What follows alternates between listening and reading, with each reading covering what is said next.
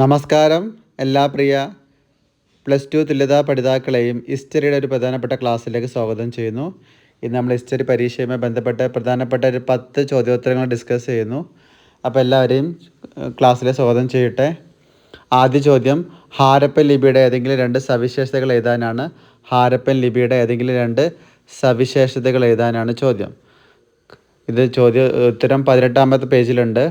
ഹാരപ്പൻ ലിപി ചിഹ്നങ്ങളും ചിത്രങ്ങളും അടങ്ങിയതാണ്. ഹാരപ്പൻ ലിഖിതങ്ങൾ പൊതുവെ ചെറുതാണ്.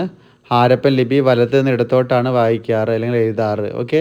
പിന്നെ ഹാരപ്പൻ ജനതയ്ക്ക് ഒരു പ്രത്യേക ലിപി ഉണ്ടായിരുന്നെങ്കിലും അത് ഇന്നേ വരെ പണ്ഡിതന്മാർക്ക് വായിച്ചെടുക്കാൻ കഴിഞ്ഞിട്ടില്ല. ഇത്രയും 4 എണ്ണമാണ് എന്ത് ഹാരപ്പൻ ലിപിയുടെ പ്രത്യേകതകൾ. എന്നുകൊണ്ട് പറയാം, ഹാരപ്പൻ ജനതയ്ക്ക് ഒരു പ്രത്യേക എഴുത്തുവിധി ഉണ്ടായിരുന്നുവെങ്കിലും അത് ഇന്നേ വരെ പണ്ഡിതന്മാർക്ക് വായിച്ചെടുക്കാൻ കഴിഞ്ഞിട്ടില്ല എന്നുള്ള ആദ്യത്തെ പ്രത്യേകത. രണ്ടാമത്തേത്, ഹാരപ്പൻ ലിപി ചിഹ്നങ്ങളും ചിത്രങ്ങളും അടങ്ങിയതാണ്. ഹാരപ്പൻ ലിപി ചിഹ്നങ്ങളും ചിത്രങ്ങളും അടങ്ങിയതാണ്. ഹാരപ്പൻ ലിഖിതങ്ങൾ പൊതുവെ ചെറുതാണ്. ഹാരപ്പൻ ലിഖിതങ്ങൾ പൊതുവെ ചെറുതാണ്. വലത്ത് നിന്ന് ഇടത്തോട്ടാണ് ഈ ഹാരപ്പൻ ലിപി എഴുതിയിരുന്നത്. വലത്ത് നിന്ന് ഇടത്തോട്ടാണ് ഹാരപ്പൻ ലിപി എഴുതിയിരുന്നത്. ഇത്രയും 4 എണ്ണമാണ് ഹാരപ്പൻ ലിപിയുടെ പ്രത്യേകതകൾ. അതിലിവിടെ 2 സവിശേഷതകളാണ് ചോദിച്ചിരിക്കുന്നത്. ഞാനിവിടെ 4 എണ്ണം പറഞ്ഞു കഴിഞ്ഞിട്ടുണ്ട്. പേജ് നമ്പർ 18 താഴെ കൊടുത്തിട്ടുണ്ട്. ടെക്സ്റ്റ് ബുക്കിലെ പേജ് നമ്പർ 18 താഴെ കൊടുത്തിട്ടുണ്ട്. ഒന്നുകൂടെ പറയാം. ചോദ്യം എന്താണ്? ഹാരപ്പൻ ലിപിയുടെ ഏതെങ്കിലും 2 സവിശേഷതകളാണ് എഴുതാൻ വേണ്ടി പറഞ്ഞിരിക്കുന്നത്. അപ്പോൾ ഇതാ, ഹാരപ്പൻ ജനതയ്ക്ക് സ്വന്തമായ ഒരു എഴുത്തുവിധി ഉണ്ടായിരുന്നെങ്കിലും ലിപി ഉണ്ടായിരുന്നെങ്കിലും അത് ഇന്നേ വരെ ചരിത്രകാരന്മാർക്ക് വായിച്ചെടുക്കാൻ കഴിഞ്ഞിട്ടില്ല എന്നുള്ളതാണ് ഒരു പ്രത്യേകത. രണ്ടാമത്തേത്, ഹാരപ്പൻ ലിപി ചിഹ്നങ്ങളും ചിത്രങ്ങളും അടങ്ങിയതാണ്. ഹാരപ്പൻ ലിപി ചിഹ്നങ്ങളും ചിത്രങ്ങളും അടങ്ങിയതാണ്. ലിഖിതങ്ങൾ പൊതുവെ ചെറുതാണ്. ഹാരപ്പൻ ലിപിയുടെ ലിഖിതങ്ങൾ പൊതുവെ ചെറുതാണ്. വലത്ത് നിന്ന് ഇടത്തോട്ടാണ് ഹാരപ്പൻ ലിപി എഴുതിയിരുന്നത്. വലത്ത് നിന്ന് ഇടത്തോട്ടാണ് ഹാരപ്പൻ ലിപി എഴുതിയിരുന്നത്. അടുത്ത ചോദ്യം, 6ാമത്തെ ചോദ്യം നോക്കിയേ. ലിഖിത തെളിവുകളുടെ ഏതെങ്കിലും 2 പരിമിതികൾ. ലിഖിതങ്ങളുടെ പരിമിതികളാണ്. ലിഖിതങ്ങളിലെ അക്ഷരങ്ങൾ മങ്ങിയ നിലയിലായിരിക്കും. പേജ് നമ്പർ 33 ടെക്സ്റ്റ് ബുക്കിൽ പേജ് നമ്പർ 33 ഉത്തരം. ചോദ്യം എന്താണ്? ലിഖിതങ്ങളുടെ പരിമിതികളാണ്. അപ്പോൾ നമുക്കിവിടെ പറയാം, ലിഖിതങ്ങളിലെ അക്ഷരങ്ങൾ മങ്ങിയ നിലയിലായിരിക്കും. എന്നുള്ളതാണ് ഒന്നാമത്തത്. ലിഖിതങ്ങളിലെ അക്ഷരങ്ങൾ മങ്ങിയ നിലയിലായിരിക്കും. അക്ഷരങ്ങൾക്ക് കേടുപാടുകൾ സംഭവിച്ചിട്ടുണ്ടാവും. അപ്പോൾ രണ്ട് പ്രത്യേകം പഠിച്ചു. ലിഖിതങ്ങളിലെ അക്ഷരങ്ങൾ മങ്ങിയ നിലയിലായിരിക്കും എന്ന് പഠിച്ചു. പിന്നെ ലിഖിതങ്ങളിലെ അക്ഷരങ്ങൾക്ക് കേടുപാടുകൾ സംഭവിച്ചിട്ടുണ്ടാകാം.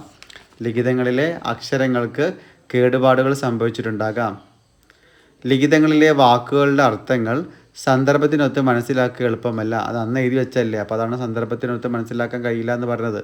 ലിഖിതങ്ങളിലെ വാക്കുകളുടെ അർത്ഥങ്ങൾ സന്ദർഭത്തിനൊത്ത് മനസ്സിലാക്കുക എളുപ്പമല്ല. ഇപ്പോൾ 3 പോയിന്റ് പഠിച്ചു. ചോദ്യം എന്താണ്? ലിഖിതങ്ങളുടെ പരിമിതികളാണ്.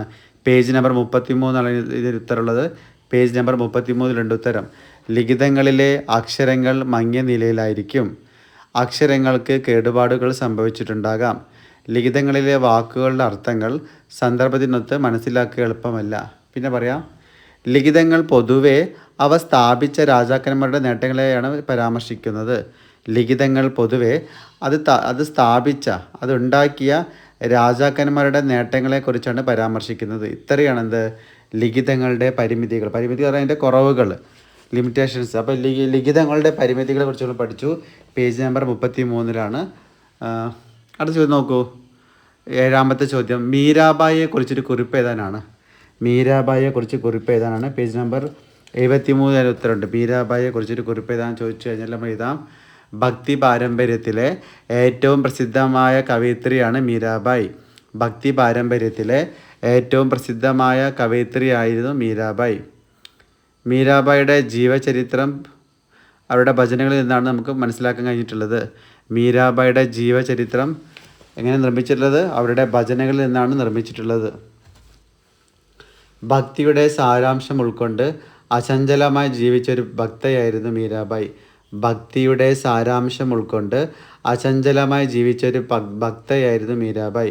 മീരാബായി ധാരാളം ഭജനകൾ രചിച്ചിരുന്നു. അവയെല്ലാം കൃഷ്ണനെ സംബോധന ചെയ്തുകൊണ്ടുള്ള ഭക്തിഗാനങ്ങളാണ്. അപ്പോൾ മീരാബായി രചിച്ച എല്ലാം ആരെക്കുറിച്ചായിരുന്നു? ശ്രീകൃഷ്ണനെ കുറിച്ചുള്ള ഭജനകളായിരുന്നാണ്. മീരാബായി ധാരാളം ഭജനകൾ രചിച്ചിരുന്നു. അവയെല്ലാം കൃഷ്ണനെ സംബോധന ചെയ്തുകൊണ്ടുള്ള ഭക്തിഗാനങ്ങളായിരുന്നു. മീരാബായിക്ക് അനുയായികളുടെ ഒരു വിഭാഗമോ സംഘമോ ഉണ്ടായിരുന്നില്ല. ഇത്രയാണ് മീരാബായിയെ കുറിച്ച് നമ്മൾ പഠിക്കേണ്ടത്. Page number 73. ഒന്നുകൂടെ പറയാം. ഭക്തി പാരമ്പര്യത്തിലെ ഏറ്റവും പ്രസിദ്ധമായ കവയിത്രിയായിരുന്നു മീരാബായി. ഭക്തി പാരമ്പര്യത്തിലെ ഏറ്റവും പ്രസിദ്ധമായ കവയിത്രിയായിരുന്നു മീരാബായി.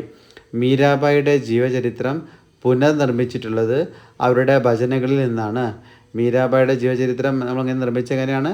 അവരുടെ ഭജനകളിൽ നിന്നാണ്. ഭക്തിയുടെ സാരാംശം ഉൾക്കൊണ്ട് അചഞ്ചലമായി ജീവിച്ചൊരു ഭക്തയായിരുന്നു മീരാബായി. ഭക്തിയുടെ സാരാംശം ഉൾക്കൊണ്ട് അചഞ്ചലമായി ജീവിച്ച ഒരു ഭക്തയായിരുന്നു മീരാബായി. മീരാബായി ധാരാളം ഭജനകൾ രചിച്ചിരുന്നു. അവയെല്ലാം ശ്രീകൃഷ്ണനെ സംബോധന ചെയ്തുകൊണ്ടുള്ള ഭക്തിഗാനങ്ങളാണ്. മീരാബായി ധാരാളം ഭജനകൾ രചിച്ചിട്ടുണ്ട്. ആ ഭജനകളൊക്കെ കൃഷ്ണനെ സംബോധന ചെയ്തുകൊണ്ടുള്ള ഭക്തിഗാനങ്ങളാണ്. മീരാബായി ധാരാളം ഭജനകൾ രചിച്ചിട്ടുണ്ട്. ആ രചനകളെല്ലാം ശ്രീകൃഷ്ണനെ സംബോധന ചെയ്തുകൊണ്ടുള്ള ഭക്തിഗാനങ്ങളായിരുന്നു പറയുന്നുണ്ട്. പിന്നെ മീരാബായിക്ക് അനുയായികളോ ഒരു വിഭാഗമോ സംഘടനമോ ഉണ്ടായിരുന്നില്ല. മീരാബായിക്ക് അനുയായികളുടെ ഒരു സംഘമോ വിഭാഗമോ ഉണ്ടായിരുന്നില്ല. ഇത്രയാണ് മീരാബായിയെ കുറിച്ച് പഠിക്കേണ്ടത്. പേജ് നമ്പർ 73 ആ ചോദ്യം നോക്കൂ. കുത് കഷ്ട പാഹി കഷ്ട എന്താണെന്ന് വ്യക്തമാക്കാനാണ്. കുത് കഷ്ട പാഹി കഷ്ട എന്താണെന്ന് വ്യക്തമാക്കാനാണ് നമ്മുടെ ചോദ്യം നമ്പർ 7. ചോദ്യം നമ്പർ 8. കുത് കഷ്ട പായി കഷ്ട ഇവ എന്തെന്ന് വ്യക്തമാക്കാനാണ്. ടെക്സ്റ്റ് ബുക്കിൽ നോക്കാം നമുക്ക് എത്ര എവിടെയാണെന്നത്. കുത് കഷ്ട പായി കഷ്ട പേജ് നമ്പർ 92 കുത് കഷ്ട പായി കഷ്ട. എന്താ കുത് കഷ്ട? കൃഷിഭൂമിയുടെ ഉടമകൾ ഗ്രാമങ്ങളിൽ സ്ഥിരതാമസക്കാരായിരുന്നവരായി വിളിക്കുന്ന പേരാണ് കുത് കഷ്ട. ഖുദ് സ്വയം, സെൽഫ് ഓർത്താൽ മതി. കൃഷിഭൂമിയുടെ ഉടമകളായിരുന്ന ഗ്രാമങ്ങളിൽ സ്ഥിരതാമസമാക്കിയിരുന്നവരായിരുന്നു ആര്? കുത് കഷ്ട. അവരെന്തായും ഗ്രാമങ്ങളിൽ സ്ഥിരതാമസമാക്കണം. കൃഷിഭൂമിയുടെ ഉടമകൾ ഓണറും ആയിരിക്കണം. കൃഷിഭൂമിയുടെ ഉടമകളും ആയിരിക്കണം. ഗ്രാമങ്ങളിൽ താമസിക്കുന്നവരുമാണ്. അവരെ വിളിക്കുന്ന പേരാണ് കുത് കഷ്ട. സ്വയം ഖുദ് എന്നുള്ള വീട് ഉറച്ചവിടെ കിട്ടും. സ്വന്തമായിട്ടുള്ള ഉടമകൾ, കൃഷിഭൂമിയിൽ സ്വന്തമായിട്ട് സ്ഥിരമായിട്ട് താമസിക്കുന്ന താമസക്കാർ, അവരെ വിളിക്കുന്ന പേരാണ് കുത് കഷ്ട. എന്നാൽ പാഹി കഷ്ട എന്ന് എന്താണെന്ന് വെച്ചാൽ മറ്റ് ഗ്രാമങ്ങളിൽ നിന്ന് വന്ന് കരാർ അടിസ്ഥാനത്തിൽ പണിയെടുക്കുന്നവരാണ് പായി കഷ്ട. അപ്പോൾ ഹിന്ദിക്കാരൊക്കെ നമ്മളെ ബംഗാളികളൊക്കെ ഇതിൽ വരും, പായി കഷ്ടയിൽ വരും. തമിഴന്മാരൊക്കെ കാരണം അവർ എന്ത് ചെയ്യണം, ഇവിടെ വന്ന് ജോലി എടുക്കുകയാണ്. അപ്പോൾ ഗ്രാമങ്ങളിൽ നിന്ന് വന്ന് കരാർ അടിസ്ഥാനത്തിൽ പണിയെടുക്കുന്ന വിളിക്കുന്ന പേരാണ് പായി കഷ്ട. കരാർ അടിസ്ഥാനത്തിൽ പണിയെടുക്കുന്ന വിളിക്കുന്ന പേരാണ് പായി കഷ്ട. നോട്ട് പിന്നെ എന്താ പറഞ്ഞത്? കുത് കഷ്ട എന്താണ്? കുത് കഷ്ട പറഞ്ഞത് സ്വയമാണ്. കൃഷിഭൂമിയുടെ ഉടമകളായിരുന്ന ഇവർ ഗ്രാമങ്ങളിൽ സ്ഥിരതാമസക്കാരായിരുന്നു. അതായത് ഗ്രാമങ്ങളിൽ സ്ഥിരതാമസക്കാരായിരുന്ന അവരെ വിളിക്കുന്ന പേരാണെന്ത്? പായി കഷ്ട. ഗ്രാമങ്ങളിൽ ജോലി എടുക്കണം. മറ്റ് ഗ്രാമങ്ങളിൽ നിന്ന് വന്നിട്ട് കരാർ അടിസ്ഥാനത്തിൽ പണിയെടുക്കുന്നവരാണ് പായി കഷ്ട. മറ്റ് ഗ്രാമങ്ങളിൽ നിന്ന് വന്ന് കരാർ അടിസ്ഥാനത്തിൽ പണിയെടുക്കുന്നവർ വിളിക്കുന്ന പേരാണ് പാഹി കഷ്ട. അപ്പോൾ നമ്മളിവിടെ കുത് കഷ്ടയും പായി കഷ്ടയും നമ്മളെടുത്ത് ഇതോടെ എക്സ്പ്ലെയിൻ ചെയ്ത് കഴിഞ്ഞു. കുത് കഷ്ട, പായി കഷ്ട. അടുത്ത ചോദ്യം നോക്കൂ. 9ാമത്തെ ചോദ്യം. ജോട്ടേദർമാർ ആരായിരുന്നു എന്നുള്ളതാണ് വ്യക്തമാക്കാൻ. ജോട്ടേദർമാരെ കുറിച്ചുള്ള ഒരു ചോദ്യം വന്നിട്ടുണ്ട്. ഇമ്പോർട്ടൻ്റ് ആണ്. ജോട്ടേദർമാരെ കുറിച്ചുള്ള ചോദ്യം. ജോട്ടേദർമാർ ആരായിരുന്നു ചോദിച്ചിട്ടുണ്ട്. ജോട്ടേദർമാർ ആരായിരുന്നു വ്യക്തമാക്കാനാണ് ചോദ്യം. ജോട്ടേദർമാർ ആരാണ്, അതെന്ത് ചെയ്യണം, ഒന്ന് വ്യക്തമാക്കാനാണ് ചോദ്യം. ഇത് ടെക്സ്റ്റ് ബുക്കിലെ 9ാമത്തെ ചോദ്യമാണ്. എന്താ ജോട്ടേദർമാർ നോക്കാം. 118 പേജിൽ ഉത്തരവുണ്ട്. 118 ആണ്. 118ാമത്തെ പേജിൽ ഉത്തരവുണ്ട്. ചോദ്യം എന്താണ്? ജോട്ടേദർമാർ ആരായിരുന്നു നോക്കാം. ബംഗാളിലെ ധനികരായ കർഷകരെയാണ് ജോട്ടേദാർ എന്ന് വിളിക്കുന്നത്. ബംഗാളിലെ ധനികരായ കർഷകരെ വിളിക്കുന്ന പേരാണ് ജോട്ടേദാർ. ബംഗാളിലെ ധനികരായ കർഷകരെ വിളിക്കുന്ന പേരാണ് ജോട്ടേദാർ. അപ്പോൾ ജോട്ടേദാർ മനസ്സിലായല്ലോ. ബംഗാളിലെ ദരിദ്രരായ കർഷകരെ വിളിക്കുന്ന പേരാണെന്ത്? ജോട്ടേദാർ. ബംഗാളിലെ ധനികരായ കർഷകരെയാണ് നമ്മൾ ജോട്ടേദാർ എന്ന് വിളിക്കുന്നത്. അപ്പോൾ ചോദ്യം ജോട്ടേദാർ എന്നാൽ എന്താണ് വ്യക്തമാക്കാനാണ്. പേജ് നമ്പർ 118 ഞാൻ പറഞ്ഞു. ആയിരക്കണക്കിന് ഏക്കർ കൃഷിഭൂമി കൈവശം ഉണ്ടായിരുന്നവരാണ് ജോട്ടേദർമാർ. ആയിരക്കണക്കിന് കൃഷിഭൂമി കൈവശം ഉണ്ടായിരുന്നു. പിന്നെ പ്രാദേശിക വ്യാപാരം നിയന്ത്രിച്ചിരുന്നു. ഭയങ്കര കൺട്രോൾ പവർ ആയിരുന്നു അവർക്ക്. പ്രാദേശിക വ്യാപാരം നിയന്ത്രിച്ചിരുന്നു. കർഷകർക്ക് പണം പലിശക്ക് നൽകിയിരുന്നു. ഇത്രയാണ് എന്ത് നമ്മൾ ഈ പ്രത്യേകതകൾ എഴുതേണ്ടത്. ആരുടെ പ്രത്യേകതകൾ? ജോട്ടേദർമാരുടെ പ്രത്യേകതകൾ. അല്ല ഒന്നുകൂടെ കൺക്ലൂഷൻ അങ്ങനെ ഉണ്ട്. ജോട്ടേദർമാരുടെ കൃഷിഭൂമിയിൽ കൃഷി ചെയ്യുന്നത് പാട്ടക്കാരായിരുന്നു. അവർ വരെ നേരിട്ട് ഡീലിങ്സ് നടത്തിയില്ലെന്നാണ് പറഞ്ഞത്. ജോട്ടേദർമാരുടെ കൃഷിഭൂമിയിലെ കൃഷി ചെയ്യുന്നത് ആരായിരുന്നു? പാട്ടക്കാരായിരുന്നു എന്ത് ചെയ്യുന്നത്? കൃഷി ചെയ്തിരുന്നത്. അപ്പോൾ ഇവിടെ ജോട്ടേദർമാരുടെ കുറിച്ച് നമ്മൾ പഠിച്ചു. എന്താ ജോട്ടേദർമാർ? ബംഗാളിലെ ധനികരായ കർഷകരെയാണ് ജോട്ടേദാർ എന്ന് വിളിക്കുന്നത്. ഡീറ്റെയിൽ പറഞ്ഞത് എന്താണ്? ആയിരക്കണക്കിന് ഏക്കർ കൃഷിഭൂമി കൈവശം ഉണ്ടായിരുന്നവരാണ് ജോട്ടേദർമാർ. ആയിരക്കണക്കിന് കൃഷിഭൂമി കൈവശം ഉണ്ടായിരുന്നവരാണ് ജോട്ടേദർമാർ. പ്രാദേശിക വ്യാപാരം നിയന്ത്രിച്ചിരുന്നവരാണ് ജോട്ടേദർമാർ. പിന്നെ ഉള്ളത് കർഷകർക്ക് പണം പലിശക്ക് നൽകിയിരുന്നവരാണ് ജോട്ടേദർമാർ. അപ്പോൾ ഇത്രയും എന്ത് ചെയ്ത് നമ്മൾ എഴുതണം? ജോട്ടേദർമാരെ കുറിച്ച് പഠിക്കണം. ജോട്ടേദർമാരെ പ്രത്യേകം പഠിക്കണം. മനസ്സിലായെന്ന് കരുതുന്നു. നമ്മൾ അടുത്ത ചോദ്യത്തിലേക്ക് പോവാണ്. അടുത്ത ചോദ്യം റൗലറ്റ് നിയമത്തെക്കുറിച്ച് കുറിപ്പ് എഴുതാനാണ്. റൗലറ്റ് നമുക്കറിയാം എന്താ റൗലറ്റ് നിയമം? ആരെയും വിചാരണ കൂടാതെ അറസ്റ്റ് ചെയ്യാനും തടവിൽ പാർപ്പിക്കാനും അധികാരം നൽകുന്ന നിയമമാണെന്ത്? Rowlatt act. ആരെയും വിചാരണ കൂടാതെ അറസ്റ്റ് ചെയ്യാനും തടവിൽ പാർപ്പിക്കാനും അധികാരം നൽകുന്ന നിയമമാണെന്ത്? Rowlatt act. മനസ്സിലായല്ലോ? ഈ ഇതനുസരിച്ച് ആരെയും എപ്പോഴും പിടിച്ചുകൊണ്ട് പോവാം. അപ്പം അങ്ങനത്തെ നിയമത്തിൻ്റെ പേരാണ് റൗലറ്റ് ആക്ട്. ആരെയും വിചാരണ കൂടാതെ അറസ്റ്റ് ചെയ്യാനും തടവിൽ പാർപ്പിക്കാനും അധികാരം നൽകുന്ന നിയമമാണ് റൗലറ്റ് ആക്ട്. ആരെയും വിചാരണ കൂടാതെ അറസ്റ്റ് ചെയ്യാനും തടവിൽ പാർപ്പിക്കാനും അധികാരം നൽകുന്ന നിയമമാണ് റൗലറ്റ് ആക്ട്. അപ്പോൾ റൗലറ്റ് ആക്ടിനെ കുറിച്ച് ചോദിച്ചിട്ടുണ്ട്. ഇമ്പോർട്ടൻ്റ് ആണ്, മനസ്സിലാക്കണം. കുറിപ്പായിട്ട് ഇതാണ് വേണ്ടി പറഞ്ഞിരിക്കുന്നത്. 1919 റൗലറ്റ് ആക്ട് ഇന്ത്യയിൽ നടപ്പിലാക്കിയത്. അപ്പോൾ ഇതിനെതിരെ രാജ്യത്തുടനീളം പ്രതിഷേധ സമരങ്ങൾ നടക്കുകയായിരുന്നു. അതിൻ്റെ ഭാഗമായുള്ളൊരു സമരമാണ് ഇവിടെ ജാലിയൻവാലാബാഗ് മൈതാനത്തിൽ അക്രമാസക്തമായത്. ഓക്കെ, അവിടെ ആയിരക്കണക്കിന് ആളുകൾ മരണപ്പെട്ട ആ സംഭവമാണ് ജാലിയൻവാലാബാഗ്. അപ്പോൾ ഈ റൗലറ്റ് ആക്ടുമായിട്ട് കണക്റ്റഡ് ആണ് എന്ത്? ജാലിയൻവാലാബാഗ്. ഓക്കെ, വർഷം 1919. അപ്പോൾ റൗലറ്റ് ആക്ട് മനസ്സിലായല്ലോ. ആരെയും ഭാവഗായകൻ അങ്ങനെയല്ല, ആരെയും വിചാരണ കൂടാതെ അറസ്റ്റ് ചെയ്യാനും തടവിൽ പാർപ്പിക്കാനും അധികാരം നൽകുന്ന നിയമമാണ് റൗലറ്റ് ആക്ട്. ആ ആരെയും എന്നുള്ള വീട് ക്യാച്ച് ചെയ്യുക. ആരെയും വിചാരണ കൂടാതെ അറസ്റ്റ് ചെയ്യാനും തടവിൽ പാർപ്പിക്കാനും അധികാരം നൽകുന്ന നിയമമാണ് എന്ത്? Rowlatt act. മനസ്സിലായല്ലോ? ആരെയും വിചാരണ കൂടാതെ അറസ്റ്റ് ചെയ്യാനും തടവിൽ പാർപ്പിക്കാനും അധികാരം നൽകുന്ന നിയമമാണ് എന്ത്? Rowlatt act. റൗലറ്റ് ആക്ടിൻ്റെ കാര്യം ഇവിടെ പറഞ്ഞു കഴിഞ്ഞു. റൗലറ്റ് ആക്ടിനെതിരെ ഇന്ത്യയിലുടനീളം നടക്കുകയാണ്, സമരങ്ങൾ നടക്കുകയാണ്. അതുപോലെ ഒരു സമരമാണ് അവിടെ ജാലിയൻവാലാബാഗ് മൈതാനത്ത് നടന്നത്. വർഷം 1919. അപ്പോൾ അടുത്ത ചോദ്യത്തിലേക്ക് പോവാണ്. അടുത്ത ചോദ്യം പാകിസ്ഥാൻ പ്രമേയം എന്നാൽ എന്താണെന്നാണ്. 160 പേജിൽ കൃത്യമായിട്ട് പറയുന്നത് എന്താണ് പാകിസ്ഥാൻ പ്രമേയം. ഇമ്പോർട്ടൻ്റ് ആണ്. ഇവിടെ പറയുന്നതൊക്കെ ഇമ്പോർട്ടൻ്റ് ആണ്. വോയിസ് കേട്ട് ആവർത്തിച്ച് കേട്ട് നോട്ട് തയ്യാറാക്കി പഠിക്കണം. ഓക്കെ, അടുത്ത നമ്മൾ ചോദ്യം പോകുന്നത് പാകിസ്ഥാൻ പ്രമേയം. 2 മാർക്കിനൊക്കെ ചോദിച്ചിരിക്കുന്നത് പാകിസ്ഥാൻ പ്രമേയത്തെക്കുറിച്ച് എഴുതാനാണ്. പാകിസ്ഥാൻ പ്രമേയം 1940 മാർച്ച് 23 ലാഹോറിൽ വെച്ച് നടന്ന മുസ്ലിം ലീഗ് സമ്മേളനം, സർവേന്ത്യ മുസ്ലിം ലീഗ് സമ്മേളനം. ഈ സമ്മേളന നഗരിയിൽ വെച്ചിട്ട് ആണ് അവതരിപ്പിച്ച പ്രമേയമാണ് പാകിസ്ഥാൻ പ്രമേയം. ഈ സമ്മേളന വേദിയിൽ വെച്ചിട്ട് ഭൂരിപക്ഷ പ്രദേശങ്ങൾക്ക് സ്വയംഭരണം ആവശ്യപ്പെട്ടുകൊണ്ട് ഒരു പ്രമേയം പാസ്സാക്കിയ പ്രമേയമാണ് പാകിസ്ഥാൻ പ്രമേയം. എന്താണ്? ഭൂരിപക്ഷമുള്ള ആളുകൾക്ക് ചതുർന്നുണ്ടാക്കണം, ഒരു രാഷ്ട്രം ഉണ്ടാക്കണം. ആ രാഷ്ട്രം ഹിന്ദു രാഷ്ട്രം. ഓക്കെ, അത്തരം പ്രമേയത്തെ വിളിക്കുന്ന പേരാണ് പാകിസ്ഥാൻ പ്രമേയം. എന്നോട് പറയാം. വർഷം 1940 മാർച്ച് 23 എന്ത് സംഭവിച്ചാൽ ലാഹോറിൽ വെച്ച് നടക്കുകയാണ്? സർവേന്ത്യ മുസ്ലിം ലീഗിന് സമ്മേളനം നടക്കുന്നു. ഈ സമ്മേളനത്തിൽ വെച്ചിട്ടാണ് ആര് പ്രഖ്യാപിച്ചത്? നമ്മുടെ മുഹമ്മദ് അലി ജിന്ന എന്താണ് പ്രഖ്യാപിച്ചത്? പാകിസ്ഥാൻ പ്രമേയം. എന്താ പാകിസ്ഥാൻ പ്രമേയം? മുസ്ലിം ഭൂരിപക്ഷ പ്രദേശങ്ങൾക്ക് സ്വയംഭരണം ആവശ്യപ്പെട്ടുകൊണ്ട് പാസാക്കിയ പ്രമേയമാണ് പാകിസ്ഥാൻ പ്രമേയം. മുസ്ലിം ഭൂരിപക്ഷമുള്ള പ്രദേശങ്ങൾക്ക് സ്വയംഭരണം ആവശ്യപ്പെട്ടുകൊണ്ട് അങ്ങനത്തെ പ്രമേയം പാസാക്കി. അത്തരം പ്രമേയമാണ് എന്ത്? പാകിസ്ഥാൻ പ്രമേയം. മനസ്സിലായിരിക്കുന്നു? മുസ്ലിം ഭൂരിപക്ഷമുള്ള പ്രദേശങ്ങൾക്ക് സ്വയംഭരണം ആവശ്യപ്പെട്ടുകൊണ്ട് പാസാക്കിയ പ്രമേയമാണെന്ത്? പാകിസ്ഥാൻ പ്രമേയം. വർഷം ഇമ്പോർട്ടൻ്റ് ആണ്.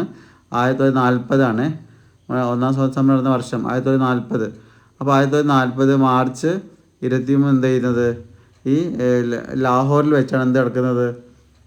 ഈ പാകിസ്ഥാൻ പ്രമേയത്തിൻ്റെ ചർച്ച നടക്കുന്നത്. അപ്പോൾ എന്താണ് പാകിസ്ഥാൻ പ്രമേയം എന്ന് മനസ്സിലായിരിക്കുമല്ലോ. എന്താ പാകിസ്ഥാൻ പ്രമേയം?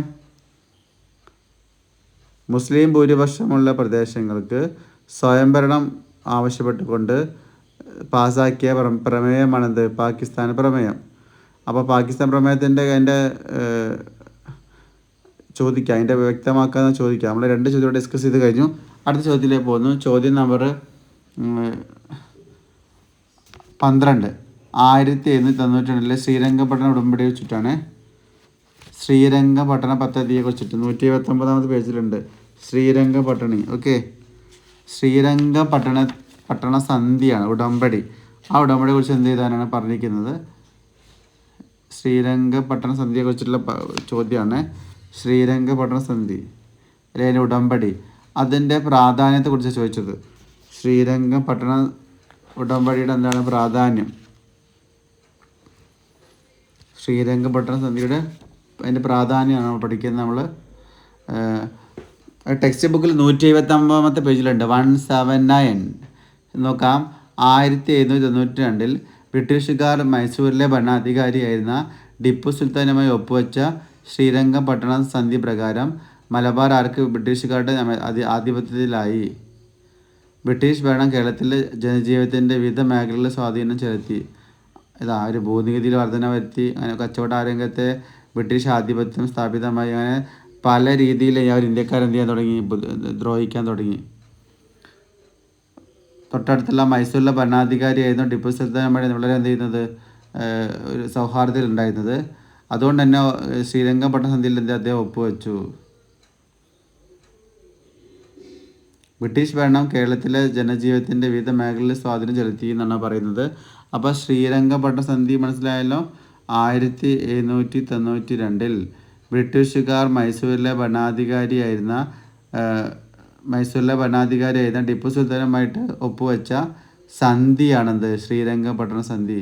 അതുവരെ യുദ്ധം നീണ്ടു പോവുമായിരുന്നു. അപ്പോൾ ഈ സന്ധി ഈ പ്രമേയത്തിൻ്റെ ഫലമായിട്ടാണ് അതില്ലാണ്ടായത്. അപ്പോൾ 1792 ബ്രിട്ടീഷുകാർ മൈസൂരിലെ ഭരണാധികാരിയായിരുന്ന ടിപ്പു സുൽത്താനുമായി ഒപ്പുവെച്ച കരാർ, അതാണെന്ത്? ശ്രീരംഗപട്ടണ സന്ധി. ഓക്കെ, അടുത്ത ചോദ്യത്തിലേക്ക് പോകുന്നു. ചോദ്യം 13 ചോദ്യം. ജമ എന്താണ്? ഹസിൽ എന്താണെന്നാണ്. ജമ ഹസിലിനെ കുറിച്ച് ചോദിച്ചിട്ടുണ്ട്. ജമ ഹസിൽ എന്താണ്? ജമ ഹസിൽ ഇമ്പോർട്ടൻ്റ് ആണ്. ജമ ഹസിൽ എന്താ? ജമ എന്താ? ഹസിൽ എന്നാണ്.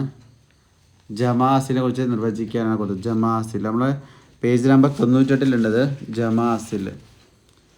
നിശ്ചയിക്കുന്ന തുകയെ വിളിക്കുന്ന പേരാണെന്ത്? ജമ. ഭൂമി നിശ്ചയിക്കുമ്പോൾ ഭൂമിക്ക് നികുതി നിശ്ചയിക്കുമല്ലോ, ഭൂനികുതി. അപ്പോൾ ഭൂനികുതി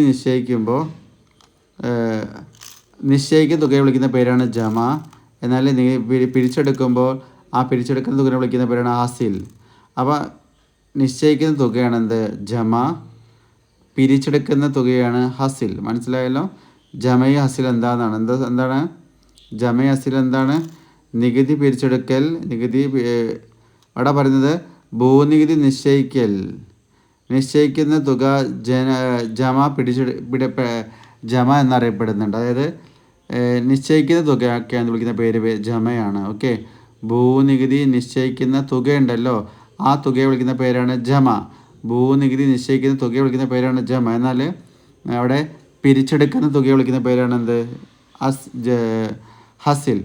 പിരിച്ചെടുക്കുന്ന തുക വിളിക്കുന്ന പേരാണ് എന്ത്? ഹസിൽ. അപ്പോൾ ജമയും ഹസിലും പഠിച്ചു. ജമ എന്താന്ന്, ഹസിൽ എന്താ പഠിച്ചു. അടുത്ത ലാസ്റ്റ് ക്വസ്റ്റ്യന് മലബാറിലെ കാർഷിക കലാപങ്ങളുടെ കാരണങ്ങളെ കുറിച്ചിട്ട് വില്യം ലോഗോൻ്റെ അഭിപ്രായമാണ്. എന്താണ് വില്യം ലോഗോ പറഞ്ഞത് മലബാറിനെ കുറിച്ച് നോക്കാം. അത് പേജ് നമ്പർ 181 181 ആണ്. 181 എന്തത് വില്യം ഇങ്ങനെ പറഞ്ഞിരിക്കുന്നത് 181. ഓക്കെ, വില്യം ലോഗൻ്റെ അഭിപ്രായമാണ്.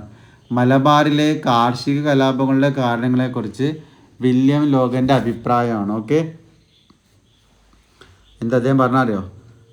വില്യം ലോഗൻ്റെ അഭിപ്രായം കാരണം കാർഷിക പ്രശ്നങ്ങളും ദാരിദ്ര്യവുമാണെന്നാണ്. ഓക്കെ, എന്താണ് ഈ എല്ലാത്തിനും കാരണം എന്താണ്? കാർഷിക പ്രശ്നങ്ങളും ദാരിദ്ര്യവുമാണെന്നാണ് അഭിപ്രായപ്പെട്ടത് വില്യം ലോഗൻ. ആരാണ്? വില്യം ലോഗൻ എന്താ അഭിപ്രായപ്പെട്ടത്? മലബാറിലെ കാർഷിക കലാപങ്ങളെ കുറിച്ചിട്ട് വില്യം ലോഗൻ്റെ അഭിപ്രായം ചോദിച്ചിരിക്കുന്നത്. എന്താ പറഞ്ഞത്? അതെന്താ പറഞ്ഞത്? കാർഷിക പ്രശ്നങ്ങൾ ഇവിടെ പറയുന്നത് വില്യം ലോഗൻ്റെ അഭിപ്രായം ഇതിൻ്റെ കാരണങ്ങൾ കാർഷിക പ്രശ്നങ്ങളും ദാരിദ്ര്യവുമാണെന്ന് അഭിപ്രായപ്പെട്ടു. എന്താണ്? കാർഷിക പ്രശ്നങ്ങളും ദാരിദ്ര്യവുമാണെന്ന് അഭിപ്രായപ്പെട്ടു. ചോദ്യം എന്താണ്? മലബാറിലെ കാർഷിക കലാപങ്ങളുടെ കാരണങ്ങളെക്കുറിച്ച് വില്യം ലോഗൻ്റെ അഭിപ്രായം എന്താണ്? അദ്ദേഹം പറഞ്ഞാണ് എന്ത്? കാരണങ്ങൾ കാർഷിക പ്രശ്നങ്ങളും ദാരിദ്ര്യവുമാണെന്ന്. ഓക്കെ, ലോഗൻ അതിൻ്റെ പ്രശ്നങ്ങൾ എന്താണ്? കാർഷിക പ്രശ്നങ്ങളും ദാരിദ്ര്യവുമാണ് എന്തിൻ്റെ ബുദ്ധിമുട്ട് ഇവിടെ പറഞ്ഞിരിക്കുന്നത്. ഈ വില്യം ലോഗൻ്റെ അഭിപ്രായം എന്താണ്? വില്യം ലോഗൻ്റെ അഭിപ്രായം ചോദിച്ചിട്ടുണ്ട്. എന്താ വില്യം ലോഗൻ്റെ അഭിപ്രായം? അത് നമ്മുടെ ഉത്തരം വന്നിരിക്കുന്നത്. വില്യം ലോഗൻ്റെ അഭിപ്രായം കാർഷിക പ്രശ്നങ്ങളും ദാരിദ്ര്യവുമാണ്. എന്തിൻ്റെ? നമ്മുടെ ഈ 19-ാം നൂറ്റാണ്ടിലെ മലബാറിൻ്റെ വിവിധ ഭാഗങ്ങളിലുണ്ട് മാപ്പിള കർഷകർ ഒരുപാട് പ്രശ്നം അനുഭവിക്കുന്നുണ്ട്. അപ്പോൾ അതിനൊക്കെ കാരണം എന്താണ്? ഈ കാർഷിക പ്രശ്നങ്ങളും ദാരിദ്ര്യവുമാണ്. ചോദ്യം മനസ്സിലായല്ലോ? വില്യം ലോഗൻ്റെ അഭിപ്രായത്തിൽ കാർഷിക പ്രശ്നങ്ങളും ദാരിദ്ര്യവുമാണ് എന്തിന്? ആ രണ്ട് കാര്യമാണ് വില്യം ലോഗൻ്റെ അഭിപ്രായം. എന്തിന്? കാർഷിക കലാപങ്ങളുടെ കാരണങ്ങളെക്കുറിച്ചുള്ള വില്യം ലോഗൻ്റെ അഭിപ്രായം. വില്യം ലോഗൻ്റെ അഭിപ്രായം പറഞ്ഞത് എന്താ? അഭിപ്രായം പറഞ്ഞത് കാർഷിക പ്രശ്നങ്ങൾ ദാരിദ്ര്യവും കാർഷിക പ്രശ്നങ്ങളുടെ എന്താണ്? പ്രശ്നങ്ങളും ദാരിദ്ര്യവുമാണ് എന്തിന് കാരണം? ഈ മലബാറിൻ്റെ വിവിധ ഭാഗങ്ങളിൽ മാപ്പിള കർഷകർ നടത്തുന്ന കലാപങ്ങളുണ്ടല്ലോ, മാപ്പിള കലാപങ്ങൾ, അതിനൊക്കെ കാരണം എന്താണ്? കാർഷിക പ്രശ്നങ്ങളും ദാരിദ്ര്യവുമാണ്.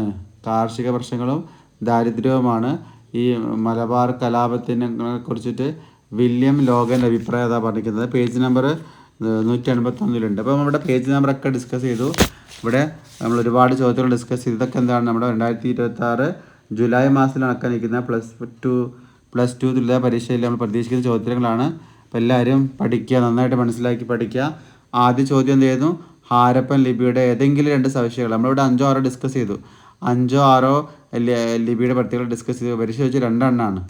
അപ്പോൾ ഇതാം വലത്ത് നിന്ന് ഇടത്തോട്ടാണ് എന്ത് ചെയ്യുന്നത്?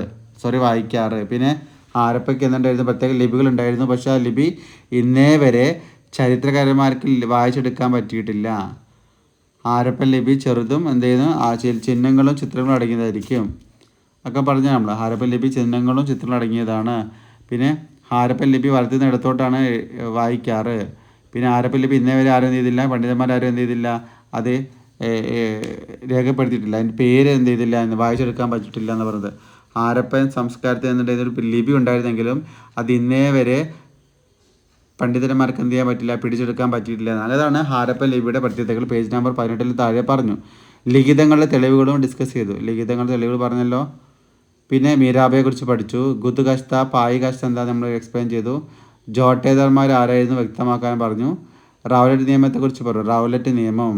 പിന്നെ പാകിസ്ഥാൻ പ്രമേയം പഠിച്ചു. ഇതൊക്കെ നമ്മൾ എന്ത് പഠിച്ചതാണ്? ഇന്ന് പഠിച്ച ചോദ്യോത്തരങ്ങളാണ്. പ്രിയ പഠിതാക്കളെ, നമ്മളിന്ന് 10 ചോദ്യോത്തരങ്ങൾ ഡിസ്കസ് ചെയ്തു. നിങ്ങൾ ക്ലാസ് കേട്ട് ആവർത്തിച്ച് കേട്ട് നോട്ട് എഴുതി മനസ്സിലാക്കി പഠിക്കണം. ഇമ്പോർട്ടൻ്റ് ആണ്.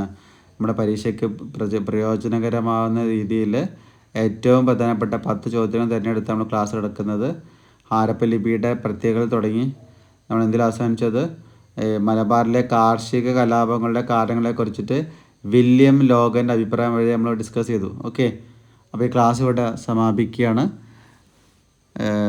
അടുത്ത ദിവസം മറ്റൊരു ക്ലാസ്സുമായി നമുക്ക് കാണാം. എല്ലാവർക്കും ക്ലാസ് നന്നായി മനസ്സിലാക്കാൻ കഴിയട്ടെ. പരീക്ഷയ്ക്ക് നന്നായിട്ട് പഠിക്കാൻ കഴിയട്ടെ എന്ന് ആശംസിക്കുന്നു, പ്രാർത്ഥിക്കുന്നു. Okay, thank you.